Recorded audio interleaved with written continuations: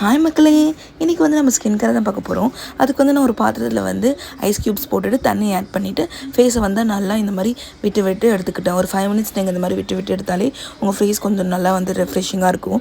தென் வந்து பார்த்திங்கன்னா செகண்ட் ஸ்டெப்புக்கு வந்து நான் ஹனியும் அதுக்கப்புறம் சுகரும் வந்து ஒரு பவுலில் ஆட் பண்ணிவிட்டு ஒரு ஸ்க்ரப்பிங்க்கு வந்து யூஸ் பண்ணிக்கிட்டேன். ஸோ அதை வந்து நல்லா ஆட் பண்ணிவிட்டு ஃபேஸில் வந்து ஸ்க்ரப் பண்ணிவிட்டு ஒரு 5 to 10 மினிட்ஸ் அப்படியே விட்டுட்டு வந்து ஃபேஸ் வாஷ் பண்ணுங்கள். தென் வந்து பார்த்திங்கன்னா அது வந்து உங்களுக்கு நல்லா வந்து ஒரு ஸ்க்ரப்பிங்காக வந்து யூஸ்ஃபுல்லாக இருக்கும்.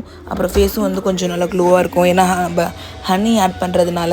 ஸோ வந்து தென் பார்த்திங்கன்னா நம்ம தேர்ட் ஸ்டெப்புக்கு வந்து என்ன பண்ண போகிறோன்னு பார்த்திங்கன்னா, நம்ம வீட்லேயே எல்லார் வீட்லேயும் கடலை மாவு இருக்குல்ல, ஸோ அதை வச்சு நம்ம பண்ணலாம்.